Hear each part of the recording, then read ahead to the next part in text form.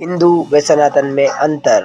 बचपन से ही हम सुनते आ रहे हैं कि हमारा धर्म हिंदू है। जो लोग ये मानते हैं कि उनका ये धर्म हिंदू है, उन्हें यह जानकर बहुत हैरानी होगी कि दुनिया भर में हिंदू नाम का कोई धर्म है ही नहीं। तो अगर हिंदू कोई धर्म है ही नहीं तो हिंदू क्या है? क्या हिंदू एक अंधविश्वास है? क्या हिंदू एक अलग धर्म है? क्या हिंदू सनातन धर्म का ही एक और नाम है? तो इसे जानने की कोशिश करते हैं साथियों। शायद आपको पता होगा कि 5000 साल पहले कुछ सैलानी भारत आए थे। उस समय भारत का क्षेत्र बहुत विस्तृत था। अगर आप मानचित्र में देखें तो ऊपर की तरफ एक पर्वत श्रृंखला है जिसका नाम हिंदू कुश है पर्वत है। जैसे हिमालय पर्वत है वैसे ही हिंदू कुश पर्वत भी है। तो जब सैलानी भारत आए तो उनके लिए या हिंदू कुश पर्वत के आगे लोग थे या उसके पीछे लोग थे। जैसा कि आपको पता है भारत में प्राचीन समय से विभिन्नता रही है।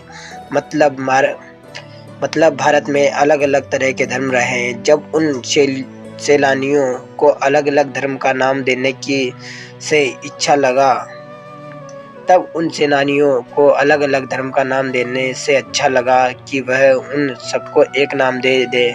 तब उन्होंने कहा कि हिंदू कुश पर्वत के आगे कितने भी लोग हैं उन सबको हिंदू कहा जाए।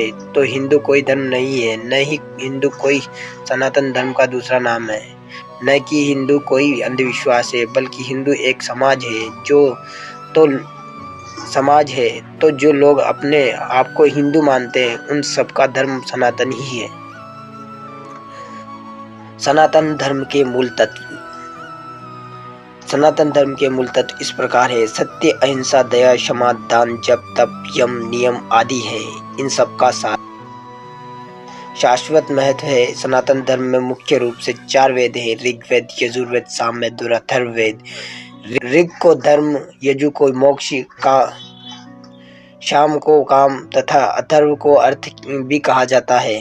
कहीं के आधार पर धर्मशास्त्र, अर्थशास्त्र, कामशास्त्र और मोक्ष शास्त्र की रचना की गई है। वैदिक या हिंदू धर्म को इसलिए सनातन धर्म कहा जाता है क्योंकि यह एकमात्र धर्म है जो ईश्वर, आत्मा और मोक्ष को तत्व और ध्यान से जानने का मार्ग बताता है।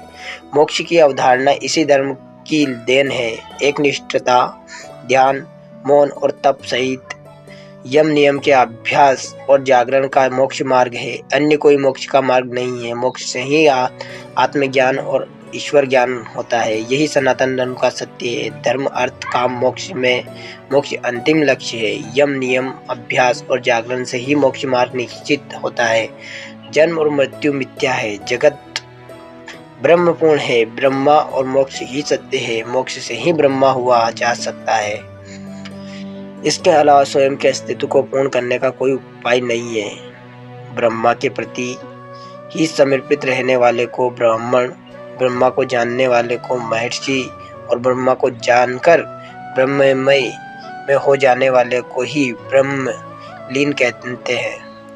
अस्तो मां सद्गमे, तमसो मां ज्योतिर्गमे, मृत्यु मां मृतगमे। इसका भावार्थ है कि जो लोग उस परम तत्व पर ब्रह्म परमेश्वर को नहीं मानते, वे असत्य में गिरते हैं और असत्य से मृत्यु काल में अनंत अंधकार में पड़ते हैं। उनके जीवन की गाथा भ्रम और भटकाव की ही गाथा सिद्ध होती है। वह कभी अमृत्यु को प्राप्त नहीं होते। मृत्यु आए उससे पहले ही सनातन धर्म के सत्य मार्ग पर आ जाने में ही भलाई है। अन्यथा अनंत योनियों में भटकने के बाद प्रलय काल के आधार अंधकार में पड़े रहना पड़ता है। सनातन धर्म के सत्य को जन्म देने वाले अलग अलग काल में अनेक ऋषि हुए हैं। उस ऋषियों को दृष्टि कहा जाता है, अर्थात उन्होंने सत्य को जैसा देखा वैसा कहा। इसलिए अभी ऋषियों की बातों में एक रूपता है। जो उक्त ऋषियों की बातों को नहीं